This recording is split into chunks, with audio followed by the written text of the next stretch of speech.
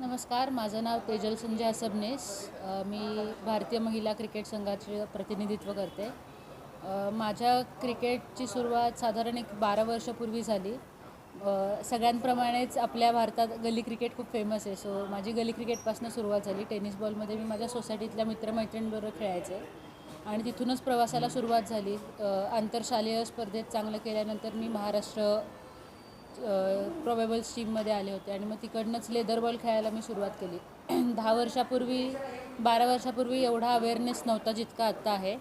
So तेव्हा मार्गदर्शन करायला कोणी नव्हतं. सो बट एक असतं ना की चांगलं खेळायचं, काय लेवलचं क्रिकेट खेळत जातं. आता ज्याप्रमाणे मीडिया, प्रेस सर्वांना क्रिकेट, महिला क्रिकेट माहिती आहे, तेव्हा थोडंसं चॅलेंजेस हेच होते की वाट कशी काढायची हे मार्गदर्शन करायला कोणी नव्हतं. बट महाराष्ट्र क्रिकेटला चांगलं केल्यानंतर BCCIच्या मॅचेसला चांगलं केल्यावर माझं सिलेक्शन पुढे झालं वेस्ट झोनसाठी. वेस्ट झोनमध्ये चांगलं केल्यावर मी इंडिया Aसाठी खेळले.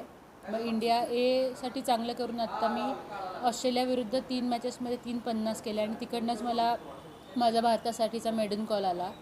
जर्नी मस्त राहिली आहे. मी म्हणेन की जसं मी आत्ता इथे कॅमेऱ्यासमोर बसून बोलते आहे, सो क्रिकेटनी मला माणूस म्हणून घडवलं. जसं आता आपण बोलतो आहे, मी आता कॅमेऱ्यासमोर बसून बोलते, तर तुम्ही मला जर 8वीतल्या माझ्या व्हर्जनला मे बी विचारलं असतं तर ते सांगितलं असतं की मी शाय किंवा थोडं लाजाळू वृत्तीची मुलगी होते. बट खेळ कसा घडवतो ना की माणूस म्हणून, जसं की संघर्ष असेल किंवा प्रत्येक दिवस नवीन असतो. नंतर तुम्हाला गोष्टी ऑन द वे ॲडॅप्ट करायला लागतात, नवीन गोष्टी शिकायला मिळतात. सो क्रिकेटने या सगळ्या गोष्टी मला दिल्यात आणि माझी अशीच रिक्वेस्ट आहे की जे कोणी बघत असतील त्यांना, सर्व मातापितांना, की तुम्ही तुमच्या पाल्यांना क्रिकेटच नाही तर कुठलाही खेळ किंवा एक एक्स्ट्रा करिक्युलर ॲक्टिव्हिटी करू दे, ज्यांनी नॉर्मल आयुष्य जगायला सगळ्यांना मदत होईल. कारण तुम्ही अभ्यासाव्यतिरिक्त ज्या गोष्टी शिकता त्या माणूस म्हणून खूप महत्त्वाच्या, तुम्हाला तुमच्या प्रायव्हेट प्रवासात खूप मदत करते.